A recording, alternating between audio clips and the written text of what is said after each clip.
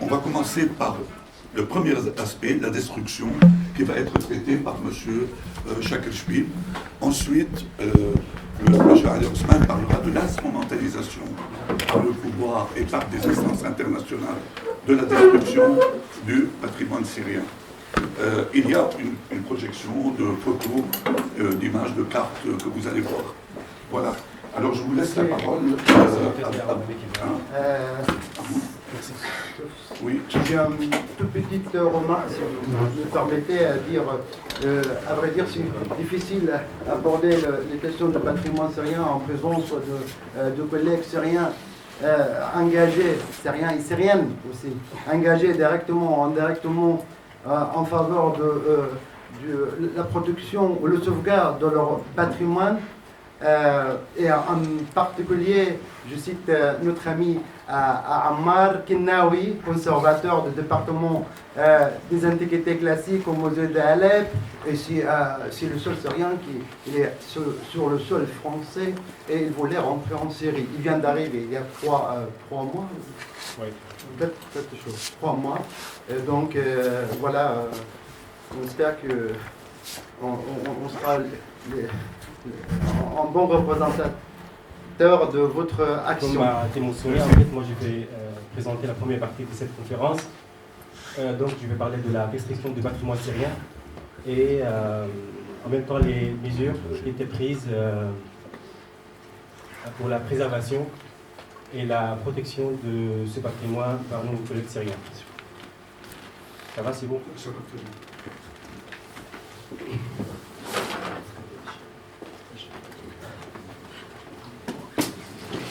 Donc, avant de présenter ces mesures qui étaient prises par notre équipe, donc je vais signaler quand je dis nous, c'est l'équipe qui a travaillé, c'est pas nous, pas dire moi tout seul. Mais avant d'exposer ces actions ou ces mesures qui étaient réalisées en Syrie, je voudrais présenter l'équipe qui a mené ces actions. Donc, il est composé des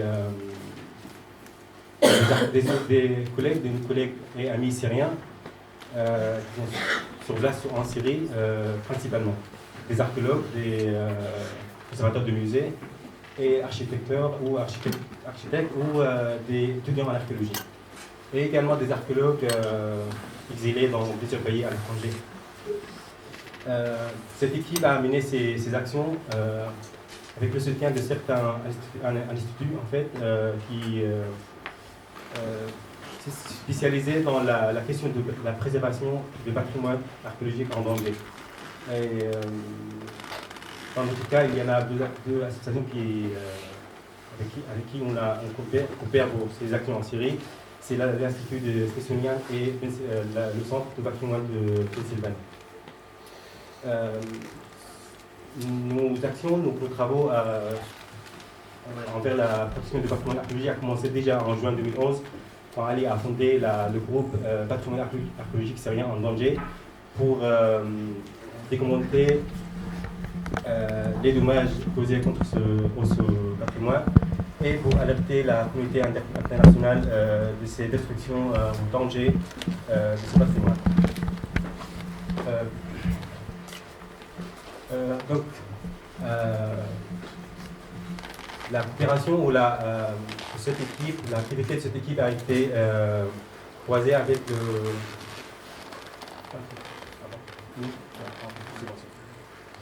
parce que mon ami a montré toutes les parties qui étaient coopérées, toutes ces actions, ces projets qui étaient déjà effectués en Syrie.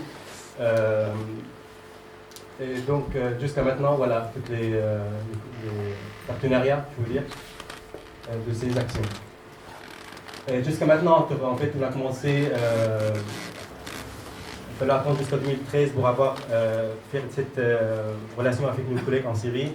Et on a attendu jusqu'à 2014 pour commencer les premières actions en Syrie. Donc c'était juin 2014 qu'on a réalisé ces projets. On a commencé par un stage de formation sur la préservation et sauvegarde des patrimoines, des objets ou des bâtiments. Puis en décembre 2014, donc c'était la première présentation de mosaïque du musée de Marc-Norman. On avait aussi des visites et des évaluations des tas de lieux, des sites, des villages antiques en Syrie du Nord, classés au patrimoine mondial de l'UNESCO. On a préservé aussi donc fait des préservations de sites, des visites de sites à Ibla, des visites, des évaluations des tas de lieux des Saint-Simeon, donc le site de Saint-Simeon. Et récemment, mon ami Ammar a visité et a évalué l'état des lieux de ce site. Et récemment, donc en janvier 2016, c'était le premier projet envers la communauté locale pour participer à la protection de ce patrimoine culturel. Donc là, je vais présenter en détail, si j'ai le temps en fait pour tous ces projets. Je vais commencer par les préservations des objets archéologiques. Voilà, c'est juste pour donner une idée sur la région où cette action a été menée. Donc c'est le nord-ouest de la Syrie, le village antique, le musée de Lille, le musée de Marc-Norman, le site d'Apamé, Saint-Simeon et d'autres sites en nord de la Syrie. Donc les préservations des objets. Comme vous voyez ici dans cette photo, nos amis tracent leurs relations. Grâce aux aides des autres associations ou organisations locales, ils ont sauvé des centaines d'objets qu'ils ont cachés, stockés dans divers endroits. Donc pour bien conserver et protéger ces objets, on a fourni des matériaux en fait, non indispensables pour emballer ces objets et pour les conserver dans des caisses, et puis on a continué de les conserver dans des endroits sécurisés. Donc voilà, ce travail de cette préservation de ces objets, l'emballage des objets, mais avant on a pris des photos et on a enregistré les données dans une base de données conçue pour cet objectif. Vous voyez ici, c'est les cas de ces travaux de préservation des objets. Donc ça, c'est le premier projet qu'on a effectué en Syrie. Par la suite, on a commencé par un deuxième projet, c'est la préservation du mosaïque de Marc-Norman. Comme vous le savez peut-être, le musée lui-même, c'est un bâtiment historique. C'est un train de la période ottomane, daté du XVIe siècle, et en 1986 a été inauguré comme un musée de mosaïque. En 2011, le musée, même la ville de Marc-Norman, était occupée par le régime, l'armée d'origine, qui est installée près du musée, même sur le toit du musée. Puis, dans la deuxième moitié de 2011, la ville et le musée sont passés aux mains des rebelles. Donc, ce changement a causé plusieurs dégâts dans le musée et ses collections, comme on voit dans la. Voilà. C'est à cause des bombardements contre le musée ou sur le musée, ou les combats qui sont déroulés alentour ou même à l'intérieur du musée. Ce musée il est contrôlé par un groupe armé qui est resté là-dedans, qui est installé dans le musée. Mais comme c'est les gens qui viennent de la même ville, Marc-Norman, qui connaissent ce musée, ils sont des enfants de cette culture, donc je peux dire qu'ils ont fait attention à ce bâtiment, même aux collections. Donc mes amis, dès fin 2013, début 2014, ont commencé à contacter ces groupes et ils ont fait plusieurs visites du bâtiment et ont fait une photographie dans l'ensemble du bâtiment et de la collection. Donc, quand on a commencé à travailler et effectuer le projet en Syrie, on a parlé de la préservation du mosaïque. Comme vous voyez ici, donc, le projet était très long, donc on a commencé d'abord par un nettoyage, un grand nettoyage, parce que le musée a été laissé pendant 3-4 ans sans aucun entretien. Donc il y a beaucoup de débris délaissés par les soldats qui étaient là, ou des débris ou des déchets causés par les bombardements. Donc on a fait un grand nettoyage. Et dans le deuxième temps, les amis ont entrepris un nettoyage soignant des mosaïques, en fait, pour appliquer une première couche de colle sur l'ensemble des surfaces des mosaïques qu'on voit dans les options. Voilà. Là, c'est l'application de cette couche de colle sur la surface, l'ensemble de surface de chaque mosaïque. pour pouvoir déposer un tissu neutre d'un couleur blanche. Blanc. Voilà, s'il vous plaît. Voilà, on voit ici la dépôt d'un tissu blanc neutre sur l'ensemble des surfaces. Ces deux couches, en fait, le col et le tissu, donc, constituent une première couche de protection de ces mosaïques, car ils font la liaison entre toutes les tesselles de ces mosaïques et ils donnent une cohésion plus solide à l'ensemble de mosaïques. Et dans l'étape finale, en fait, c'était la protection par un soutènement ou un mur de soutènement fait par des sacs de sable. Donc il met au devant et contre ces mosaïques. La plupart des mosaïques étaient accrochées contre le mur, comme vous voyez ici, ou par le sol. Donc on a mis des sacs de sable devant ces mosaïques. Le rôle de ce mur de sable, en fait, ce mur de sac de sable, c'est pour absorber, si vous voulez, les chocs externes contre le mur, diminuer le choc, et en même temps pour protéger de toute attaque directe, comme les éclats d'explosion ou des tirs directs sur les mosaïques. Mais malheureusement, on n'a pas fini le projet. Le musée a été bombardé par les régimes, donc par un baril explosif qui est tombé dans la nuit sur le musée, qui a causé ces dégâts. Le mousquet, le petit tequilla qui est derrière était quasiment détruit. Une grande partie du portique, vous voyez ici le portique oriental, qui a été détruit. Donc des mosaïques et des objets, qui étaient exposés sous la portique ou dans la cour a été détruite. Mais heureusement, celles qui sont à l'intérieur, comme dans le photo en bas, n'a rien eu. Heureusement, donc grâce j'espère le sac de sable qui a été mis contre ces mosaïques. Voilà. Je vais passer à mon autre projet. Je vais rapidement. Voilà, c'est après, on a essayé de nettoyer un petit peu le musée des résultats de cette exposition. Donc on a enlevé tout d'abord, on a ramassé les fragments des objets qui sont exposés là, et on a conservé dans un sac tous les fragments. Puis donc les matériaux de construction qui pouvaient être utilisés dans la deuxième phase pour la restauration de ce bâtiment étaient donc exposés et donc rassemblés à côté de ces bâtiments. Et les restes à terre et les résultats ont été enlevés à l'extérieur du musée. Un troisième projet, c'était la préservation et la consolidation des sites archéologiques à Igla. Ce site, en fait, comme beaucoup d'autres, a été contrôlé par un groupe armé. Il a été fermé, donc interdit l'accès pendant 2 ou 3 ans. Donc ici, entre 2012 et 2014, on n'a plus d'accès, on n'a plus le droit d'accès à ce site.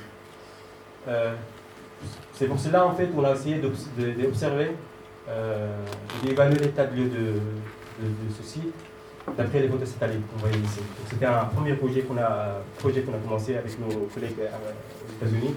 C'est d'observer ces sites d'après les photos satellites. Comme vous voyez ici, entre 2012 et 2014, le changement qui a eu lieu sur le site. Donc en 2012, on voit le site il est quasiment en contact, sauf là où l'affiche jaune, il y a quelques photos, on a mis l'installation 2012, 2013, 2014, 2015. Je n'ai pas mis toutes les photos, j'ai mis un exemple. 2012, donc le site il est en contact, sauf que le site d'installation ici militaire, donc tente avec une réserve, une citerne d'eau, quelque chose comme ça. 2013, 2014, la situation a beaucoup développé, en négatif malheureusement. Voilà, vous voyez ici d'autres installations qui sont arrivées sur le site pour des usages militaires. Donc des champs d'entraînement ou d'autres installations avec toujours des tentes ou des citernes d'eau. Là, 2015, il n'y a plus rien maintenant, tout est enlevé, mais il y a toujours les militaires sont toujours sur le site. Et vous voyez ici, donc 2012, il n'y avait pas de pillage. 2013-2014, le pillage a été gravement augmenté, surtout dans la zone de la nécropole où il y a les bâtiments principaux, donc le temple, le palais et d'autres bâtiments plus importants de ce site qui datait du 3e millénaire avant Jésus-Christ. Dès 2014, nous, avec une longue négociation avec les groupes, mes amis ont décidé de rentrer dans le site, donc faire une première visite, une couverture photographique, tout l'ensemble du site, sur l'ensemble du site, et ils ont envoyé ces photos, avec leur observation. Donc, après une longue discussion, on a mis d'accord pour faire un projet d'urgence pour préserver et consolider ce bâtiment. Donc là, vous voyez l'état du site quand on a fait les photos, les premières photos prises en 2014. Voilà, vous voyez les pillages dans le bâtiment principal de ce site, c'est le palais royal, palais G en fait. C'est la même photo de ce palais qui se trouve sur l'acropole de ce site. Il n'y a pas que le pillage en fait, le pire c'est encore juste avant. Avant. Oui, s'il vous plaît. Vous voyez ici le mur, toutes les constructions, l'architecture, c'est en terre, donc le brique cru. Et tout est l'enduit des briques a été, vraiment, à cause du temps, a été grandement dégradé. Et c'est là que la mission italienne qui a appuyé ce site, chaque année, ils font des restaurations. Ils refont l'enduit chaque année pour bien préserver ce mur en brique cru. Voilà, donc le projet pour préserver ce site a été sur plusieurs étapes. Au départ, donc, on a fait l'état des lieux et documenté le site. Donc, pour cela, je peux travailler sur les pillages, ou les fosses de pillage, je peux dire. Donc, on a documenté ces fosses de pillage avec des photos, comme vous voyez ici, avec un tableau sur lequel on indique la date, le secteur, le numéro de ce fossé et les flèches aussi avec le numéro. On a pris les mesures. Et on a décrit ces fosses grâce à cette fiche d'inventaire qui est réalisée par mon ami Ammar. Donc là, on met toute l'information concernant chaque fosse de pillage. J'ai mis cette fiche exprès en fait parce que là on voit le pillage arrêté sur un puits. Et c'est presque 80% des fosses de pillage. On trouve toujours la même chose, un puits ou quelque chose vide en dessous la terre. Ça veut dire qu'elle travaille avec des machines, je veux dire, ou des outils pour observer les vides ou les murs en dessous de la terre. Tu peux traduire quelques mots là ou pas? En fait, c'est une fiche technique en fait pour la documentation. Voilà, on met le numéro de fiche, le numéro de la fosse, le secteur. Dans quel bâtiment, là, c'est le palais, la date, quand on a rempli le fiche, donc là, les mesures et description. Oui, c'est après, c'est la documentation. Voilà. Par la suite, en fait, avant d'arriver ici, donc, on a des appareils photo avec des GPS. Donc l'idée de localiser tous ces trous, toutes ces fosses de pillage sur le plan de ce bâtiment, sur la carte générale du site. Par la suite, dans la phase suivante, donc on a constaté que la plupart ou certains fosses de pillage en fait étaient creusées en dessous du mur, au pied ou même au-dessus du mur, et qui a mis en danger le mur qui pouvait couler. Pour ça, on a décidé tous ensemble de protéger certaines parties menacées de croulement, en fait, comme vous voyez ici dans le temple de l'Ashtar, qui se trouve juste au sommet de l'acropole. Donc, si vous voyez ici, c'est une petite plateforme qui était mise par la mission italienne, moderne, pour protéger l'entrée principale de ce temple.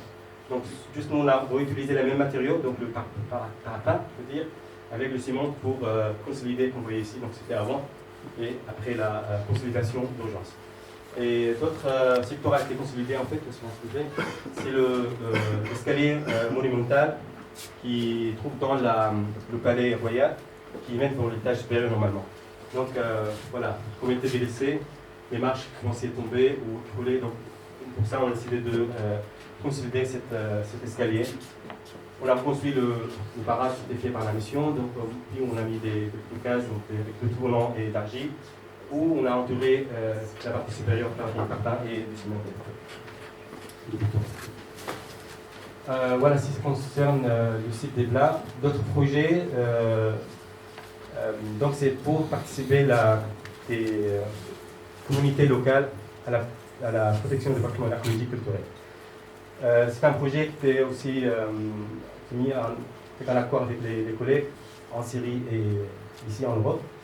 Donc pour travailler ou pour faire des activités avec les enfants de l'école ou même les villageois qui habitent à côté, dans ces villages à côté des sites archéologiques, pour créer une nouvelle relation entre ces habitants et leur patrimoine. Donc l'idée c'était de travailler avec une groupe dans une école. On a fait une visite, on s'appelle, donc là vous voyez ici c'est le centre d'antiquité de l'île. Le nom de ce projet c'était Hikaya, histoire. Donc pour annoncer une histoire, Hikaya. Voilà, vous voyez ici en bas c'était la photo des premiers groupes qui avaient visité ce site Al-Bara qui se trouve dans l'un des villages antiques en Syrie du Nord. Donc, la suivante s'il vous plaît. Donc là voilà, on a fait une visite pour voilà, montrer comment on est dans les vestiges archéologiques. Voilà, donner un petit peu d'exemple, un petit peu de l'histoire sur ce site, les bâtiments, comment ils étaient construits, à quelle époque. Voilà, les enfants étaient très intéressés, ils ont posé beaucoup de questions sur le bâtiment, sur le pierre, sur l'histoire. Et puis on a un deuxième étape, on a demandé chacun d'entre eux de prendre 5 photos à son choix en fait, et puis il choisit 3 photos de ces 5. Et il faut, dans un troisième temps, devant tout le monde, va dire pourquoi elle choisit ces 3 photos. Là j'ai mis juste un exemple. Peut-être c'est mieux corriger le français, plutôt qu'un corriger Pierre. Voilà, ce étudiant, il a choisi aussi, enfant, il a choisi ces 3 photos. Donc elle a dit, voilà, c'est quel merveilleux Semir, on dirait, il raconte des histoires de passé. Donc chacun il a mis des idées comme ça, ou pourquoi il a choisi ces photos. Même des gens, il y a d'autres étudiants, ils ont fait exprimer leurs idées par des dessins, ils ont dessiné des vestiges archéologiques. D'autres ils ont pris un petit sujet sur le site ou sur d'autres sites archéologiques en Syrie. Voilà, c'était un premier pas, et là on continue, donc là c'était en mois de janvier, et j'espère là dans quelques jours on va commencer encore une deuxième activité avec un autre groupe, une autre école dans notre village. Également pour participer les villageois, surtout les femmes dans les villages, on a une idée de faire un projet pour reproduire quelques productions en fait, traditionnelles. La fabrication des plats avec des matériaux traditionnels en fait. Voilà, donc on a envie de faire ça. Donc dans cette zone des villages antiques en Syrie du Nord, dès le départ on a travaillé pour décompter l'état de ces sites.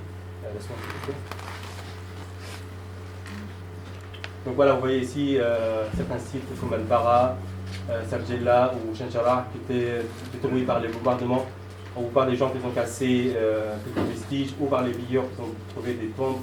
Voilà, vous voyez ici. Donc toujours on fait des visites de façon périodique pour démonter l'état de lieu de ces sites et évaluer leur état. Voilà. Je pense que je vais terminer avec ce projet, il me semble. Donc ça, c'était le projet le plus récent, je veux dire. Donc mon ami Ahmad, également comme Ebla, comme Mary, comme d'autres sites. Donc ce site, essentiellement, il était contrôlé, ou était dans une zone contrôlée par un groupe armé qui a fermé donc, la zone, et c'était difficile d'avoir accès surtout sur le site. On a essayé plusieurs fois, donc mes amis en Syrie, ils ont essayé plusieurs fois d'aller visiter, voir ce qui se passe exactement à l'intérieur, mais c'était vraiment impossible. Mais heureusement, en mois de novembre 2015, mon ami Ahmad, qui est là parmi nous, il a réussi de rentrer dans le site, donc avec l'accord du groupe qui était là-bas, et il a fait première état de lieu avec les photographes, il a photographié tous les vestiges du site de Saint-Simeon, donc à l'intérieur de la citadelle, même à l'extérieur. Et puis il a mis ses observations. Donc on a, en général, on peut dire le site il est dans bon état général. Il n'y a pas de destruction, il n'y a pas de pillage.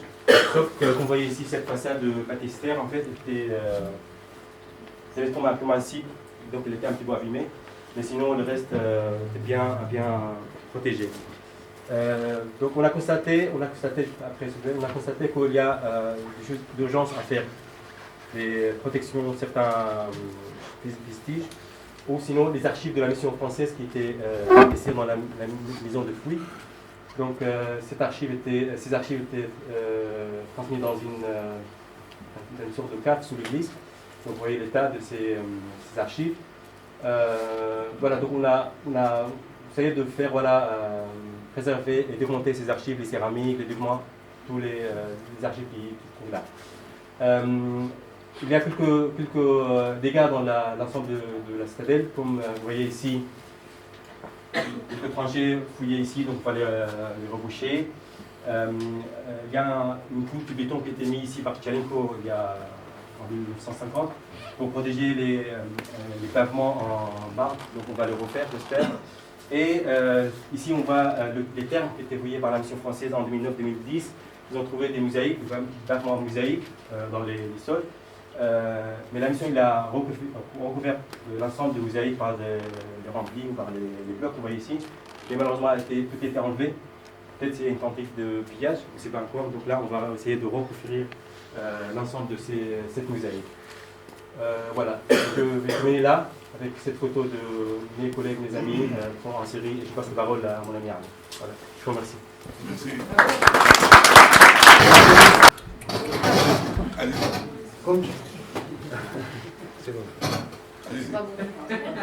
Comme je disais tout à l'heure, c'est vraiment difficile de parler à la place des Syriennes et Syriens qui travaillent vraiment sur place, parce que nous sommes à l'étranger. Et voilà, moi, je voudrais vraiment qu'Ammar il parle, mais malheureusement, comme il ne parle pas français, donc... On traduit. Ah oui, non, on compte, mais elle est là, on profite. Qu'est-ce que c'est que ça?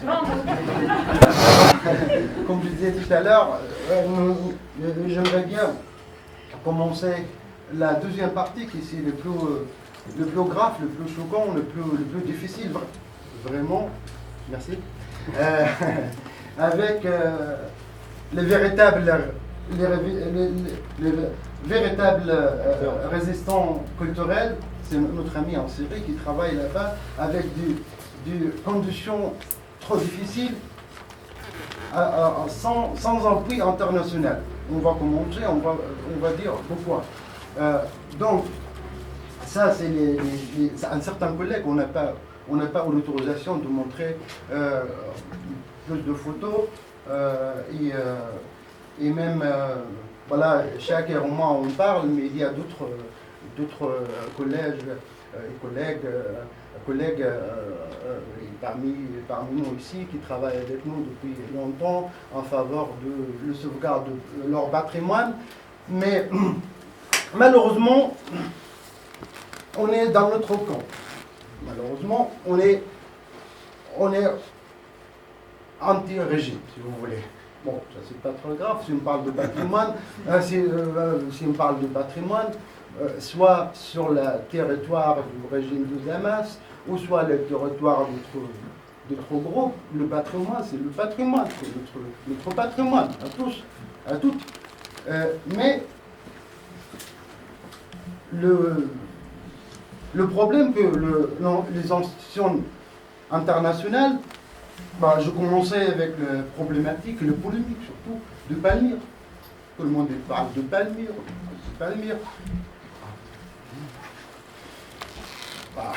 Nous, on essayait de ne pas instrumentaliser le patrimoine. On dit, allez les amis, on ne parle pas publiquement, c'est pas notre rôle, c'est pas le média. Bon, on fait deux rapports, on va à l'UNESCO, à l'ECOM, à l'ECOMOS, à n'importe quelle institution mondiale, on dit on travaille discrètement et ce n'est pas la peine de se montrer, ou quel que soit. Donc on a commencé à rédiger nos rapports, tout ça c'était rédigé, sauf les actions à venir. Et on envoie à toute institution, toute catégorie confondue, mais apparemment, voilà, on ne peut rien faire parce que ça pose de problème. Tout ça, ça pose de problème. L'image qu'on vient de le voir, ça pose de problème. Pour l'UNESCO, pour le COM, pour le COMOS, parce que c'est catastrophique, c'est choquant. Ah ben, chers amis, c'est la guerre. C'est normal c'est normal que c'est catastrophique, c'est choquant. Alors, nos amis, nos collègues, on dit des amis, mais c'est des collègues, dans le patrimoine conservateur, archéologue, architecte.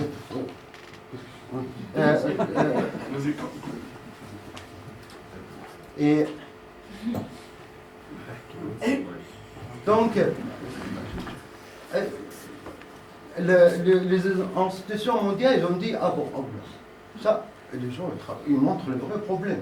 Ah ben, qu'est-ce que vous voulez qu'on fasse? On maquille la réalité. Apparemment, les institutions mondiales voulaient qu'on dise, tout va bien. Tout va bien, Madame la Marquise, tout va bien. Mais notre patrimoine est détruit. On ne peut pas dire que tout va bien, ça ne marche pas. Donc on a commencé à envoyer 2 rapports illustrés. Et en disant que nous, on n'est rien, on essaie d'aider nos amis qui travaillent vraiment là-bas, avec le baril de Bachar, avec le barbeau, avec tout.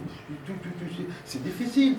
Ammar, par exemple, il a resté des mois, 2 mois pour négocier, seulement pour accéder à Saint-Samon, pour prendre des photos, visiter les réserves, tout ça, pour faire l'état des lieux. L'état des lieux, on touche rien, on fait l'état des lieux. Malheureusement, nous sommes tous engagés dans la révolution de part d'autre. Nous ne sommes pas. On est pris avec plusieurs partis. Plusieurs parties, je veux dire, à Adelaide, par exemple, il y a, je ne sais pas combien de groupes armés, et chaque fois, il faut que nos amis essayent de discuter avec eux, de négocier avec eux. Est-ce qu'on peut faire ça, et délicatement, parce que c'est fini. Mais ça veut dire, une fois que on n'a pas l'autorité. On a perdu l'autorité. Ammar, par exemple, c'est autorité patrimoniale. Mais il n'est pas couvert juridiquement, il est couvert, si vous voulez, mais il n'y a pas, ça n'existe pas la direction générale, je ne sais pas quoi, ils n'ont pas le droit d'aller ou l'accéder, je ne sais pas quoi. Enfin, donc ça nous rend notre tâche, ou les tâches de nos amis, c'est pas notre tâche, on est tranquille ici.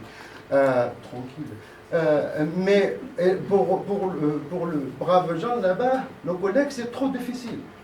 Bon, on a discuté, bon, ça pose de problèmes, donc nous, on essaie de ne pas instrumentaliser le bâtiment, donc on dit petit à petit, on va aborder le problème, on va détourner l'institution nationale, au lieu de tourner autour de problèmes, il faut montrer le problème, même si ça fait trop mal. Mais non. Et pas, c'est pas le mire. Récemment, vous êtes tous au courant que le régime syrien a utilisé Palmyre. Bon, je ne parle pas de mise en scène médiatique, mais c'était le cas. Le régime de Damas, je ne sais pas si c'était conseillé par le Russe ou pas, a livré Palmyre au barbeux. Après, il a repris de la vie, après quelques mois. Pourquoi? Parce que Palmyre, c'est bien présent dans l'esprit, dans l'état, dans la mémoire collective occidentale. Pas dans notre mémoire.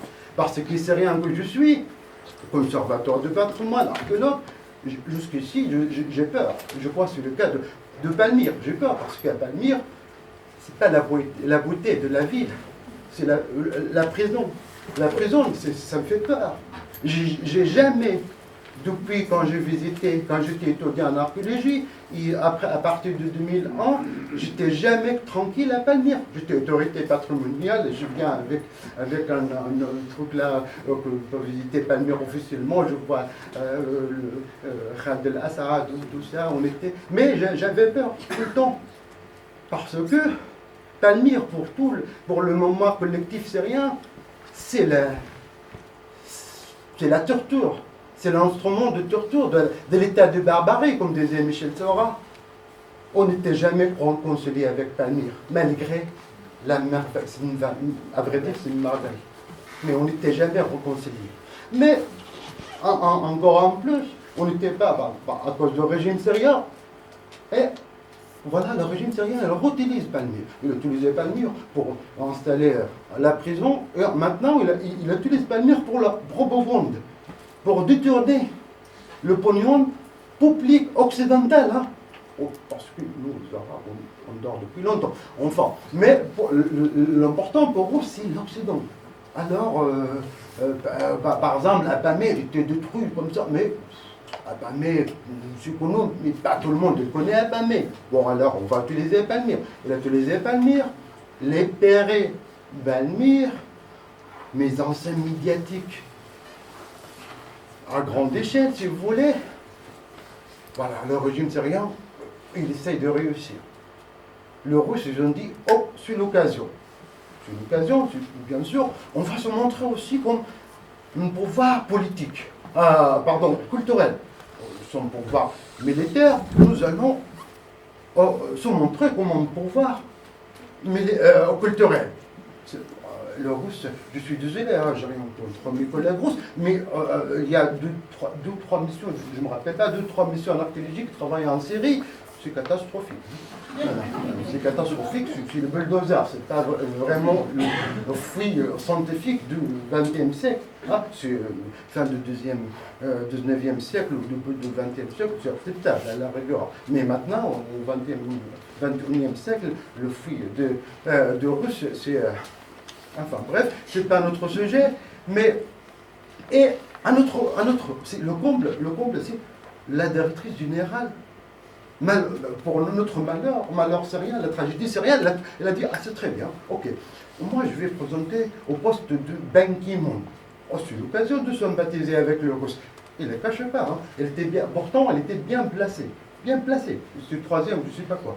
Donc, instrumentaliser le patrimoine mondialement. Au régime syrien, la Russie, Madame la directrice générale, tout le monde est prophète de notre malheur. Et le brave Jean là-bas, ils sont perdus. Qu'est-ce qu'on fait L'UNESCO, alors l'UNESCO, qu'est-ce que fait l'UNESCO? Qu'est-ce que fait l'UNESCO, il ne voulait pas travailler avec vous, chers amis, parce que vous travaillez, vous montrez le vrai problème. Le vrai problème, vous vous disiez que voilà, ça c'est un problème, ça c'est...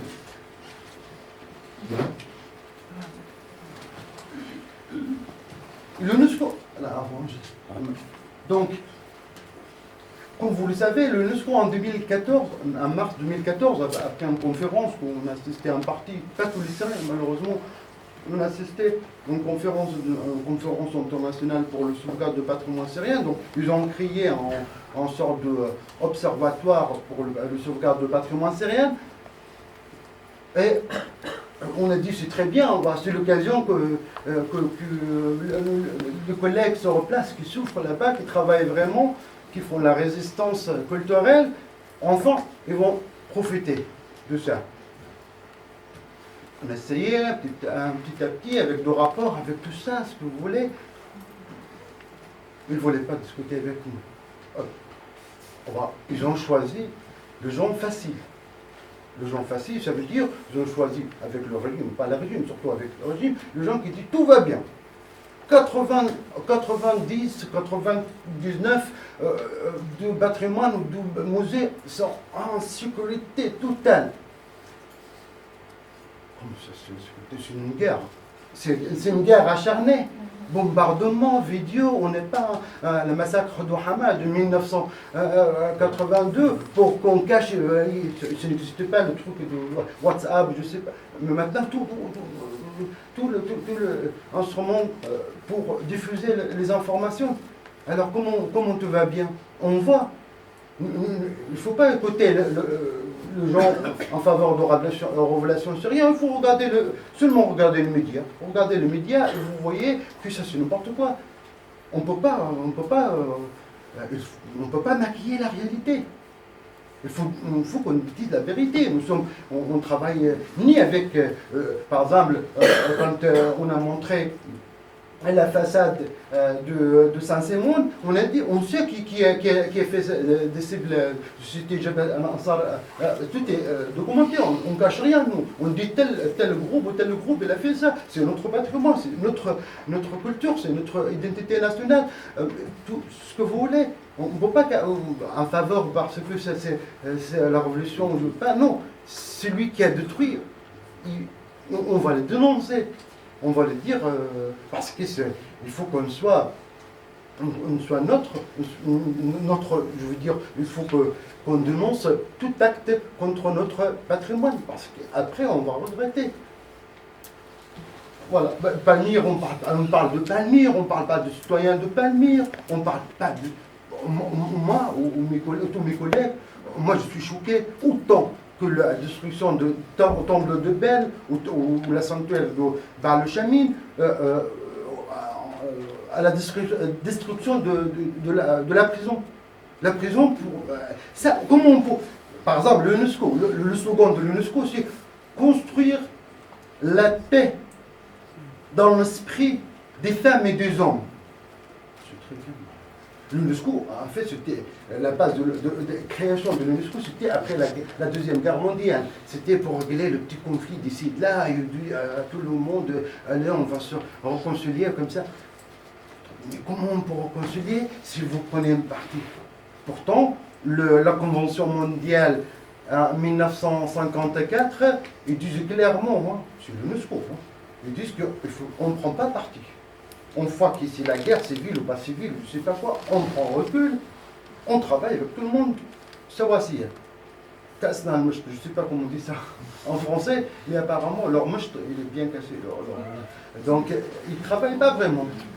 Ils travaillent avec les gens, soit avec les gens de régime qui dit tout va bien, vous inquiétez pas, c'est sur contrôle, je ne sais pas quoi. Voilà, nous avons restauré le crâne de chevalier. C'est très bien, vous avez restauré le crâne du chevalier, mais le crâne du chevalier c'était bombardé par votre régime, par le baril avec on a tout le vidéo, tout ça. Et Bosra, elle était détruite par... on ne peut pas compter tout parce qu'on va rester, on va dormir ici. On va citer tous les endroits détruits par le régime syrien. Et par les autres aussi. Il y a mais le danger du ciel, le baril, ça, en invention mondiale, ça, le baril, ça c'est vraiment la catastrophe des catastrophes pour le patrimoine. Pour la ville d'Alep, la ville de Bosra, les villes mortes, ça c'est la catastrophe des catastrophes. Bon, on a dit, mais non, alors il faut travailler avec les deux parties. Vous dites oui, on travaille avec la Direction Générale des Antiquités du Musée, on n'a pas de problème avec la DGAN. Par principe. Bon, c'est le régime, Mukhabarat, c'est tout. Bon, mais quand même, c'est nos collègues, on ne peut pas dire, parce qu'ils ne sont pas de... Mais il faut travailler avec les autres aussi, comme ça. Les autres, le plus important, c'est travailler dans les zones hors contrôle, en dehors de contrôle de autorité patrimoniale. C'est ça le problème, l'important. Avec le régime, voilà, il y a l'autorité patrimoniale, il y a la direction générale des antiquités du musée, le fonctionnaire, je ne sais pas quoi, tout ça. Bon, ça marche très bien. C'est bien pour faire l'état du lieu en avance, en cas d'urgence ou je ne sais pas quoi. Mais non, on travaille avec le gens. Ok, bon, on va travailler avec le gens, avec les autres. Ok, voilà. Ils ont choisi, bon, je ne dis pas le nom, vous connaissez très bien, avec les rêveurs. Les rêveurs qui rêvent d'une gloire facile. Ça, c'est un véritable problème. Les gens qui se montrent beaucoup dans les médias, parce que les médias, c'était catastrophique pour nous aussi, parce qu'ils ont commencé à lancer en campagne du Monument Man. Monument Man, alors les gens qui cherchent la gloire facile, ils disent, ah ben c'est très bien, je vais vous montrer dans les médias, c'est pas trop important, je vais collecter des photos, je ne sais pas quoi, et voilà, je serai Monument Man. Monument Man, chers amis, on parle après la guerre, post-conflit, pas maintenant. On ne peut pas désigner, je ne sais pas si moi, ou Ammar, ou tout, ou Riyad, ou n'importe, qu'on est Monument Man ou pas, même si on travaille, on ne sait pas. C'est après, post-conflit, quand tout l'esprit sera calme, comme ça. Après, on négocie le Monument Man. Mais c'est le plus facile, c'est une cible facile pour l'organisation mondiale qui sont un peu feignants, je ne sais pas quoi, où ils ne cherchent pas à aborder un véritable problème, parce que ces gens-là, ils acceptent tout, ils disent oui, tout va bien, ah oui, oui, tout va bien, tout va bien, il faut l'aider, ça ne montre pas. Ces gens-là, ils ne se montrent pas, jamais dans les médias, ni Monument Man, ni autres. Hein. Mais ça, donc, instrumentalisation, institution des décisions mondiales de notre patrimoine, et en plus, un autre problème aussi, ça veut dire c'est faire passer les gens comme le Monument Man ou de ce genre de patrimoine. Mais tout, comme il y a le faux frère, il y a le faux défenseur de patrimoine aussi. Il faut qu'on calcule chaque action. Il faut qu'on travaille avec tout le monde. Moi, je ne peux pas montrer, ni moi, ni chacun, ni Riyad, ni Ammar, ni personne dans la salle. On ne peut pas se montrer comme nous sommes le sauveur de patrimoine, surtout à l'étranger. On est tranquille ici, on ne peut pas dire que nous sommes le sauveur de patrimoine. Mais ça l'aide à l'institution mondiale aussi. Pour dire, bah, on a parlé avec telle personne, oui, il est Monument Man. Oui, mais oui, il dit que je suis de l'opposition syrienne, je travaille. Mais qu'est-ce qu'elle a fait? L'important pour nous, c'est l'action sur place. L'action sur place. Bon. Et le sauvegarde de patrimoine, ils ont travaillé quoi avec la direction générale des esthétiques du musée? Non, ils ont déplacé les bornes. Depuis sa création en 2000, avec du training, du workshop, je ne sais pas quoi, tout ça, et même ils ont fourni c'est pas grave, c'est très bien. On ne dit pas qu'il ne faut pas travailler avec la direction générale des antiquités du musée. Parce que ça, c'est leur responsabilité aussi, même si c'est le Mokhabarat qui gouverne, mais il faut travailler avec les autres. Ça, c'est le plus important. À l'état de conflit, on travaille dans les zones les plus difficiles. Les gens qui, jour par jour, par exemple, Ammar, quand il était à Kalat Samaan, par exemple, ou le ville morte, je ne sais pas quoi, il négocie avec ses collègues, il négocie avec un groupe, il dit très bien, demain après-demain, vous venez pour faire l'état de lieu. Hop! Vous êtes. Non, nous sommes en notre groupe. Donc, c'est notre problème. Bah, le régime syrien, ça ne change jamais. Oui, ça change. Maintenant, c'est le Rousse, le Hezbollah, tout ça, mais ça va, ils sont tous ensemble. Mais chez nous, c'est le problème. Chez nous, c'est un véritable problème. C'est en dehors de contrôle d'autorité patrimoniale. C'est ça l'action.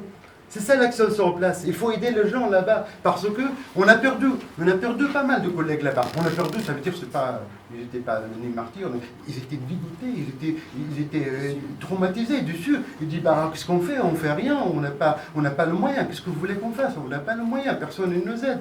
Nous, on ne peut pas travailler sans l'aide internationale. Mais l'aide internationale, elle essaie de travailler avec les gens faciles, qui leur disent que tout va bien. Mais non. Notre patrimoine, c'est une catastrophe. C'est comme la Deuxième Guerre mondiale. C'est ravagé, détruit, instrumentalisé. Ce que vous voulez. On perd la... On ne peut pas dire 80, je ne sais pas quoi, mais tout, il y a des problèmes. Hier, à Damas, contrôlé du régime syrien, je ne sais pas, hop, le souk le plus important, c'est hop, ravagé par l'incendie. Alors là. Le SCO dit, qu'est-ce que... Oh, alors, DGM, c'est quoi? Oui, c'est 3 fois rien. Oh oui, d'accord. Le SCO dit, tout va bien, non, c'est un petit truc. Vraiment, je suis désolé de parler comme ça, mais je vous parle comme... On est responsable aussi, tous on est responsables, surtout pour aider nos collègues sur place, parce que si on n'aide pas, si on ne le défend pas, comment il peut travailler? Comment? Heureusement qu'on a trouvé ce missionnaire, je ne sais pas quoi, mais ce n'est pas le rôle un peu le rôle de ces ministères, mais c'est le rôle de l'UNESCO, le rôle de l'ICOMOS, le rôle de COM, le rôle d'Interpol. Tout le monde il parle. Ah oui, je sais pas quoi, les terroristes ils financent leur arme, je sais pas quoi, de pas acheter d'armement. C'est très bien. Pendant un conflit armé, on peut pas contrôler. C'est impossible de contrôler, quel que soit. Même si en France il y aura un conflit armé, on ne peut pas contrôler. Pourtant, il y a beaucoup de pillages ici, en France.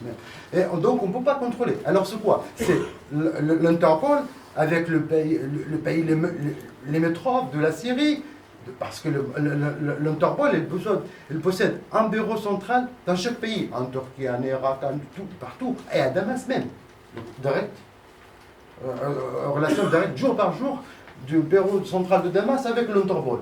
L'Interpol qui compte. Mais tout le monde, il croit, voilà, c'est très bien, on a reçu votre rapport, ça va, tout va bien. Enfin, je parle beaucoup, mais... Bon, ça c'est seulement pour... je ne vais pas répéter tout les... Oui. Donc, en tout cas, je suis ouverte, et mon collègue aussi, et les autres présents dans cette salle, à vos questions. D'accord. Mais seulement un petit rappel, s'il vous plaît. Moi, je vais laisser ça pour dire que qui est le responsable. On a 3 conventions mondiales. Convention 1954, c'est pour le conflit armé, patrimoine du conflit armé. L'État membre qu'on appelle la Syrie, elle a signé, elle a accepté la convention. Convention 1970, 72, tout ça. Et la loi interne chez nous, ça veut dire, autrement dire, c'est le régime qui est responsable. Je ne défends pas les autres partis. Non, mais là-bas, on ne connaît pas. Même nous, on ne peut pas négocier. On fait Jabhat al-Nasra, le lendemain, je ne sais pas qui. Donc, il n'y a pas en autorité comme autorité pour qu'on nous défende, pour qu'on nous aide. Mais le patrimoine syrien, par exemple, à Bosra, ils disent il faut, par exemple, quand Bosra a été bombardé, oui, il faut que tous les 2 parties soit neutre, je ne sais pas quoi. Mais c'était bombardé par l'avion, par l'aviation de Bachar al-Assad, qui a signé cette convention mondiale. Qu'est-ce que vous voulez qu'on fasse? Et les gens là-bas, ils travaillent, ils envoient du rapport, des appels à l'UNESCO. On ne travaille pas avec vous, vraiment. Bon, ça c'est le projet politique pour dire, voilà, là, avant... Vous êtes très pressé. Bon, moi, si vous voulez. Non, c'est seulement pour dire, ça c'est un projet politique, mais c'est très bien, à l'état de la paix, qu'il y aura 6 patrimoines mondiaux sur la liste du patrimoine mondial et 13 sur la liste indicative, c'est très bien. Mais l'UNESCO, récemment, en 2015, ils ont retiré, ou bien ils ont mis en péril 6 sites archéologiques aussi. Donc la ville ancienne de Damas, bon. Et la ville antique d'Alep, on comprend, c'était ravagé. Bosra, les villes mortes, et Ebla, Doror, tout ça c'était sur la liste en péril, 6. Et normalement, c'était le patrimoine mondial, ça veut dire l'État membre, il est responsable direct de protéger et de protéger la vérité, c'est pas maquiller la vérité pour dire tout va bien, il y a 2 ou 3 petits trous, c'est pas grave. Mais non, c'est pas. Il y a du satellite, il y a de vidéos, il y a tout ça. Ils ont retiré, ils ont mis tout ça sur, pas tout, mais la plupart. Et la plupart entre cette liste... On parle beaucoup de pillage et de trafic. Bon, quel est l'état de la chose? Est-ce que vous avez des informations sur ça? Quand on parle de pillage, il y a un pillage des sites et que ça part à l'étranger. Et la deuxième, est-ce que vous pouvez donner une idée un peu de quel est l'état des lieux vraiment? C'est-à-dire que, par exemple, parler des villes mortes. Qu'est-ce qui est détruit dans la ville morte? On a eu des informations dans la presse, qu'il y a eu telle chose et telle chose. Mais est-ce que là, je n'ai pas vu une liste bien établie, bien définie, bien tout ça, de tout ce qui a été détruit jusqu'à maintenant. C'est-à-dire là, bon, vous avez donné quelques exemples. Qu'est-ce qui s'est passé à Palmyre? Qu'est-ce qui est détruit vraiment à Palmyre? Et qu'est-ce qui est resté? Parce que là, aussi, dans la propagande pendant une période, on avait l'impression que tout a été détruit. Bon, oui, c'est ce qu'ils ont dit. C'est paradoxal. Oui, mais voilà. Mais qu'est-ce qui a été détruit vraiment par Daesh? Bon, et qu'est-ce qu'il y a? Ce sont des choses concrètes comme ça. Alors pour les villes mortes, par exemple. Pour les villes mortes, je laisse Shaker et Palmyre, Ouais. je parle. Il n'y a pas beaucoup de sites qui étaient vraiment détruits dans le ville nord. Donc, des villes bombardées, ces villages antiques, il y en a vraiment, ils sont rares. Par Shedjara, qui se trouve près de Kajambé, qui est bombardé par les Russes il y a 10 mois. Voilà. Donc, mais ils sont vraiment, moi j'ai aimé une base. Oui, 5 sites qui étaient touchés par le bombardement. Mais par contre, par le pillage, il y en a beaucoup. le plus important, pardon, on tombe chacun, mais par exemple, le musée Maharat al-Nu'man et le musée de Idlib. Ça, c'est important. Oui, c'était bombardé. On parle de villages, il n'y a pas beaucoup de bombardements ou de destruction dans ces villages à cause des combats ou autres. Donc, il y a des villages, oui, il y a quelques restrictions par les gens qui sont terrouillés à un sauvage ou parce qu'il y a des signes, voilà. Donc, mais c'est vraiment ce qu'on ponctuel. Les pillages, il y en a beaucoup plus dans ces zones, mais c'est presque arrêté parce que vous savez, les villages doivent rester tels quels entiers, donc il n'y a pas des couches vraiment cachées en sous-sol, sauf les bougies et les tombes. Donc, dans cette zone, il y a beaucoup moins de pillages que Palmyre par exemple, ou Dora-en-Pos, ou Daïbla aussi. Là, les tels, en fait, ou les sites, les grandes villes, là, c'est vraiment la situation très très grave. Des destructions à Palmyre, par exemple. Non, des pillages. Des pillages. Oui. Des pillages. Pourtant, il y a... Pourtant, et à Palmyre, en fait, là, le régime, le régime parle beaucoup de Palmyre. Et à Palmyre, c'est encore ville, pire.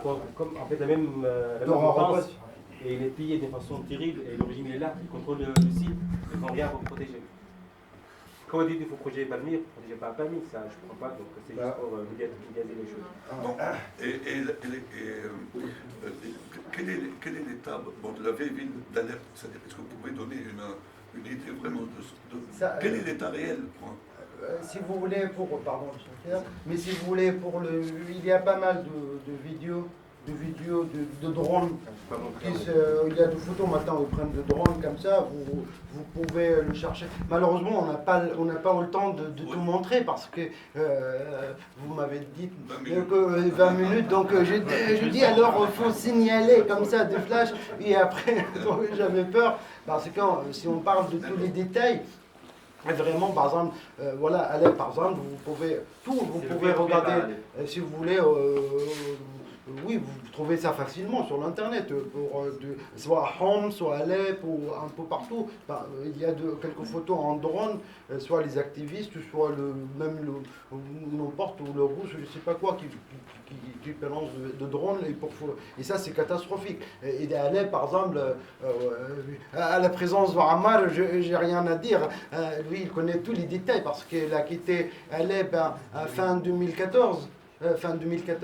Pour aller à l'autre côté de rebelles. Elle a résisté, donc vous pouvez aborder le sujet d'Alep, le musée d'Alep, ou les autres musées avec notre ami Ammar.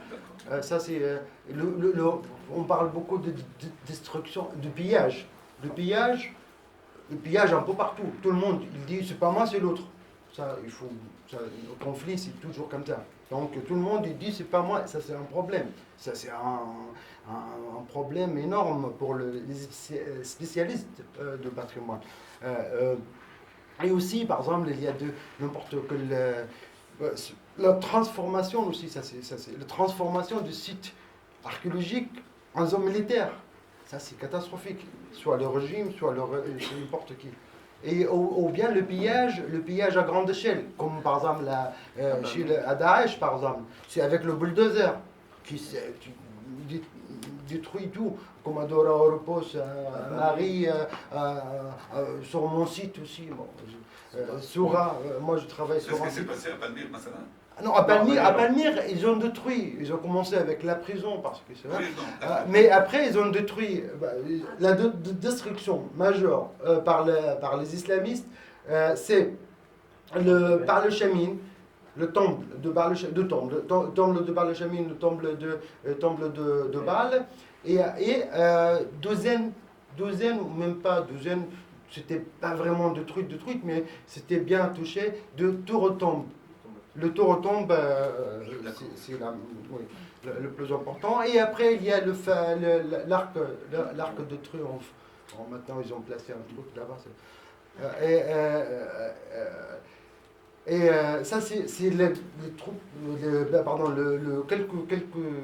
quelques vestiges, le plus important à Palmyre, mais Palmyre, là, grosso modo, ça va, on peut pas dire ça va, mais oui, ça va, c'est Palmyre qu'on connaît. Oui, mais aussi, le problème polémique aussi, c'était le musée, le musée, parce que le musée, c'est vraiment, le musée, c'est le plus important. Donc, notre ami, Et ça, c'est essentiellement du pillage. De musée. Le pillage, ou tout. Un peu partout. Le pillage partout. Contrôle le régime, par contrôle le régime, tout le monde, il profite, il pille. Le pillage, il était depuis, à Palmyre, si vous voulez qu'on parle de pillage, Rafat al-Assad, il a pillé Palmyre, tout le monde le sait. Hein. Sur nous, on peut rien dire. Il a pillé, mais on ne peut rien dire. Mais le musée, par exemple, le musée était ravagé. Parce que la Direction générale des antiquités du musée, on était un peu soulagé en disant oui, on a presque sécurisé, on a transféré la plupart des objets archéologiques à la reprise de la ville, de les mains des islamistes. Donc, le Russe et le régime syrien, ils ont filmé le musée, l'intérieur du musée. La Direction générale des antiquités, il était un peu gêné, il a dit oui, mais bon, on n'a pas tout sauvé parce que c'était comme ça. Ils ont occupé le territoire d'une façon foudroyante, donc on n'a pas pu, on a sauvé quelques. Mais le vidéo, on voit que la plupart des vestiges archéologiques, les vestiges exposés, il était. Donc les islamistes, ils ont Ils ont transféré 400 objets de musée de Palmyre et à Damas. Et il faut savoir, il y avait 15 000 objets dans le musée. Ah oui, si on parle de Sur la réserve. Vampire, il y en a d'autres, je ne sais pas avancé sur la Vampire, mais il y en a 15 objets à Palmyre. Donc la TGM, ils ont pris 400 objets seulement. Ou un peu plus, peut-être un peu plus. Tout le reste a été. C'est resté, on ne sait pas. Soit pillé, soit détruit, mais pas de destruction. Destruction, ça veut dire destruction qu'on ne peut rien récupérer.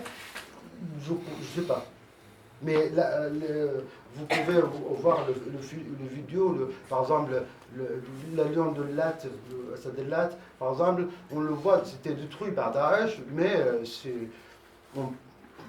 l'intervention d'urgence ou la restauration, c'est faisable. Même quelques bustes, le plus important c'est le buste palmyrien, c'est aussi c'est faisable.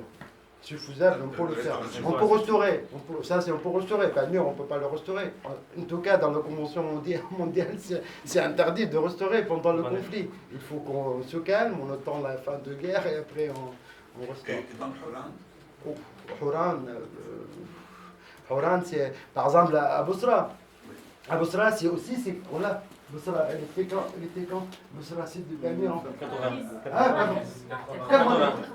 Ah oui. 1980. Voilà. Bosra, c'est un site mondial, par exemple, il était bombardé plusieurs fois. Oui, et qu'est-ce qui a été détruit, vous avez dit Non, un peu, il y avait le musée de site, il était un peu touché, mais surtout le bombardement et aussi l'utilisation du site avant, soit par l'armée syrienne, soit après, par de transformation du site en En zone militaire. Nous avons tout le temps. C'est ça c'est une catastrophe pour le patrimoine.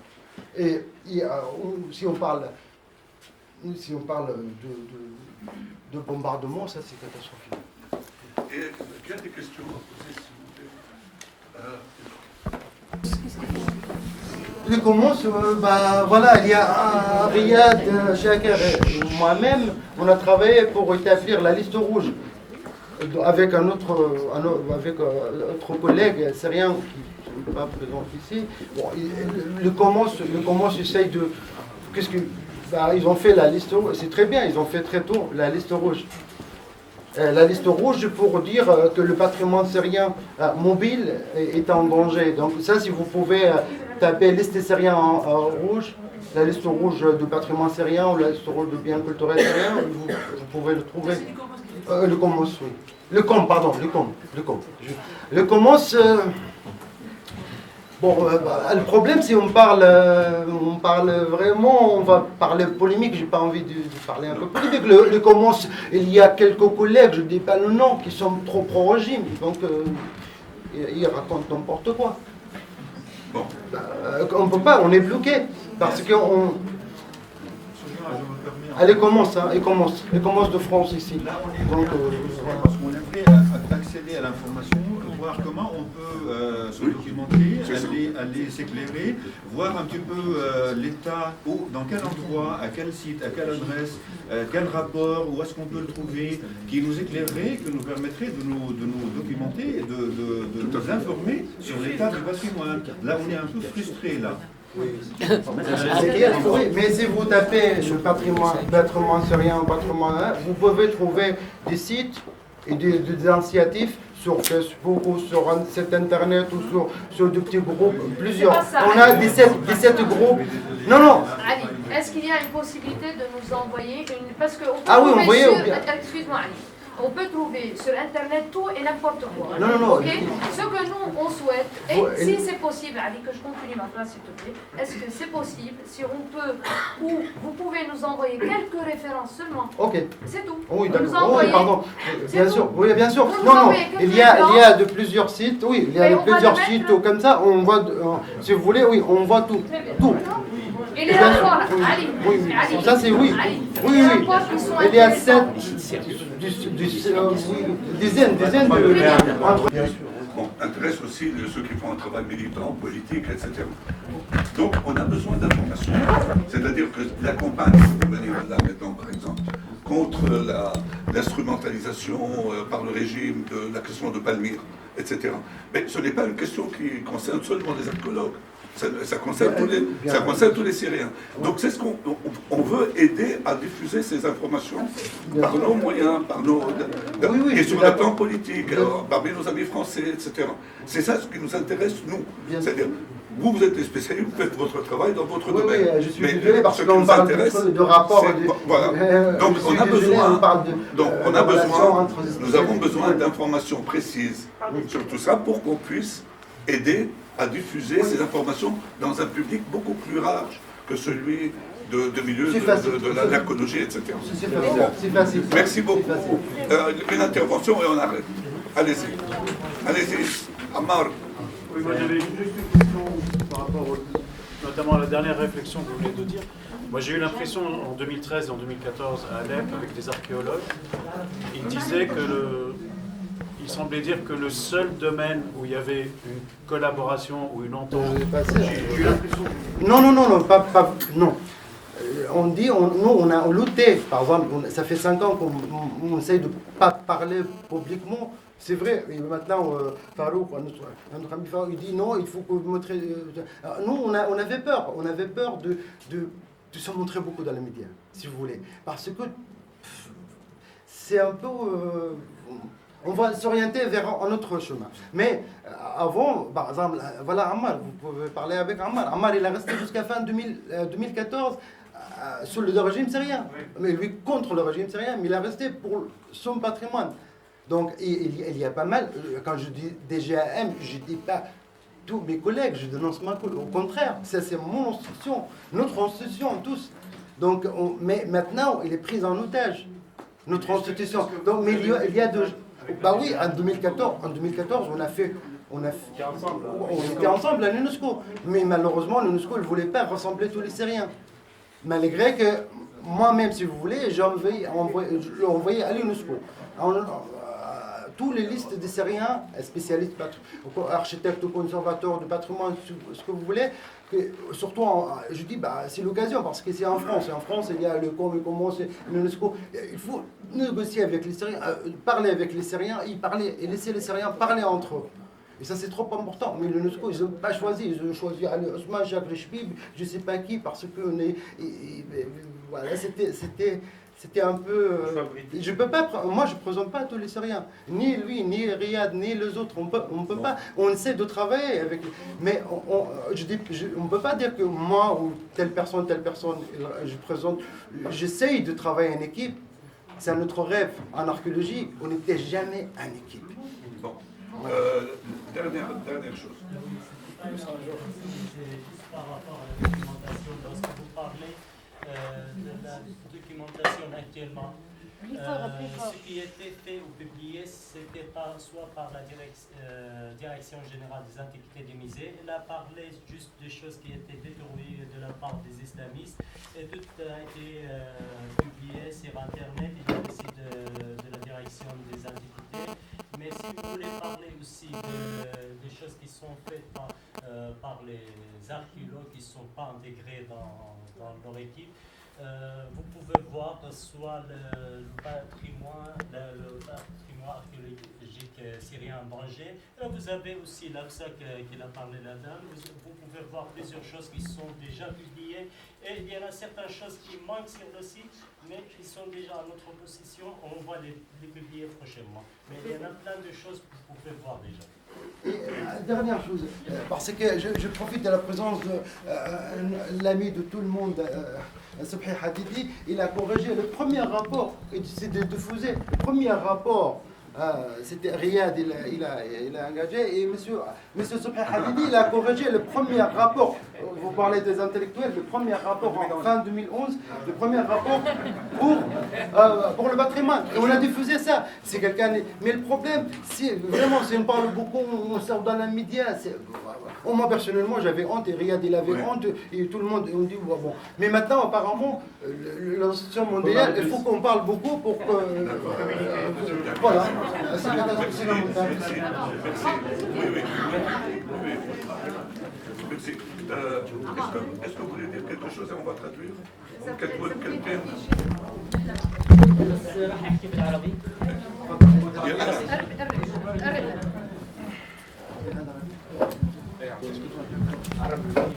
على محاضرته الجميله هاي. شغلنا وشغلكم طبعا، جميع العمل اللي كان في الداخل كان بمساعده الاصدقاء او الشركاء وليس الاصدقاء، شاكر وعلي. L'essentiel du travail qui a été fait à l'intérieur, c'était aussi en collaboration avec les amis Shaker et Ali. أنا بس d'autres aussi. Non, parmi d'autres. أنا بس من خلال إنه عملي بالآثار أو على حماية الآثار السورية في الداخل، إنه حاب أقدم مثال عن عملنا إن كان تحت ظل النظام أو تحت ظل المعارضة. Je voudrais vous donner quelques exemples de notre travail, qu'il s'agisse des zones contrôlées par le régime ou des zones qui ont échappé au régime. طبعا أنا اشتغلت لنهاية 2014 في متحف حلب. J'ai travaillé jusqu'à fin 2014 au musée d'Alep. أثناء عملنا في متحف حلب طبعا جميع العاملين الآثاريين كان في حلب أو في الولاية العامة حريصين على حماية الآثار. Bien sûr, tous ceux qui travaillent là ont à cœur de défendre, de préserver le patrimoine. ولكن إنه للأسف إنه بحلب كنا إنه نحس إنه نحن نعمل بشكل معزول، يعني ما كان في أي تواصل مباشر مع دمشق نتيجة الظروف الأمنية وكذا، فكنا نحس دائما بالقهر أو الظلم إنه نحن عم نشتغل بشكل منفرد. المحافظ على سبيل المثال يعني كان غير مهتم تماما بموضوع المتحف والمشاكل اللي كان عم يتعرض لها، رغم إنه نحن بين بناء المتحف والمحافظ فقط الحديقة الصغيرة.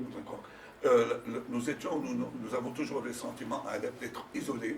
Nous n'étions pas en contact déjà avec nos collègues de Damas, et même le préfet d'Alep se désintéressait totalement de notre travail.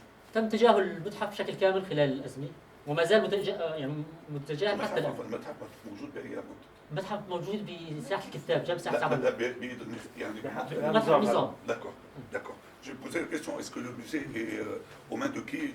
Il est sous le contrôle du régime. طبعا من المشاكل اللي لاحظتها بعد ما اشتغلت مناطق المعارضة اكتشفت انه كانت كثير بشعة في مناطق النظام، هو انه ما كان من حقنا انه نقدم تقارير الحقيقية. On n'avait pas le droit de présenter des rapports exacts et des rapports véridiques. على سبيل المثال متحف التقاليد الشعبية بحلب بيت أجقباش Par exemple, le musée des arts populaires à Alep تعرض للسرقة في عام 2014 وسرقة القطع الأثمن فيه. a été pillé, l'essentiel a été pillé. طبعا المتحف هو ضمن مناطق سيطرة النظام ولم تصل إليه المعارضة في يوم من الأيام. Il était aussi dans la zone contrôlée par le régime. من خلال المحافظ واتصالاته انه تم كشف السرقات، نحن نعرف الجهه اللي سرقت المتحف ان كتاب البعث. Nous savons qui a volé. ولكن ما كان بحقنا بالتقرير انه نكتب كتاب البعث. انا ميليشيا. Une milice bassiste. Oui. نحن رفعنا تقرير للمديريه انه المتحف تم سرقته من قبل المسلحين، وذكرنا انه المتحف يقع ضمن مناطق النظام وما وصلت المعارضه. Oui. Et nous avons précisé cela et que ce n'était pas la responsabilité de l'opposition, ce vol-là. وما كان من حقنا ما كان بامكاننا ان نقول هي الجهه اللي سرقته، لان الجميع كان بيعرف. On n'avait pas les moyens, bien sûr, nous ne pouvions pas désigner les pilleurs. بشكل شفهي الكل بيعرف، ولكن بشكل مكتوب ما بنقدر نقول. Oui, oralement, bon, ça, tout le monde c'était un secret de polichinelle, mais personne n'a pu l'écrire de consigner. بعد 4 أشهر من الحادثة نحن عرفنا انه القطع ما زالت موجودة في حي الجديدة بسبب وجود خلاف بين كتاب البعث وحاجز الأمن العسكري الموجود بعد نطاق. Et puis on a appris où étaient ces objets et qu'ils étaient gardés parce qu'il y avait un conflit entre les deux cliques pro-régime d'Alep sur l'appropriation de ces objets. ومع ذلك نحن كسلطة أثرية كنا موجودين ما كان عندنا أي صلاحية أو قدرة إنه نعمل شيء. Et en même temps, nous ne pouvons rien faire, nous. هذا بالنسبة للجانب الآخر هو العمل مع المعارضة أو في مناطق المعارضة. Quand on travaille avec l'opposition. يعني نشوف مثلا قلعة سمعان على سبيل المثال اللي حكى عنها علي. Par exemple, Saint-Siméon. مضروبة صورة الواجهة المضروبة بعد إذنك. نشوف إن هاي الواجهة مثلا كانت هي مترس للرماية والضرب. Oui, ça a été détruit par le bombardement. هاي واجهة المعمودية. لا صار مترس للرماية. D'accord. C'était devenu comme دريئة. طبعا من قبل أحرار الشام. Enfin, on l'utilisait pour se défendre et on disait comme zone dans le... Et c'est devenu une zone militaire en fait. من قبل حركة أحرار الشام. de أحرار الشام. ومع ذلك لما تواصلنا معهم شفنا هذا الخطأ وأكدنا إنه هذا الشيء ما بيصير وهي حرام، إن كانوا عم يقولوا إنه هي مجرد حجر. نحن بنقول لا إنه حجر، هي مبنى مهم. Voilà, eux, ils n'avaient aucune idée de l'importance de cela, considéré comme un tas de pierres. أبدوا استعداد إنه خلاص إنه راح يوقفوا عن الضرب باتجاهها. ولكن أيضا الموضوع إنه الظلم أو القهر الآخر بنحس إنه في مناطق العمل في مناطق المعارضة هو نوع ما التجاهل الدولي. يعني نحن نعمل بشكل مستقل، فريق مستقل شاكر علي سلام من قبل النظام السويسي بالتعاون معه، ولكن أي جهة أخرى نحاول نتصل فيها أو نساعد فيها نلاقي إنه في دائما حاجز بيننا وبينهم. Mais il y a enfin, la responsabilité internationale est engagée dans cette histoire parce que justement, il ne nous aide pas du tout.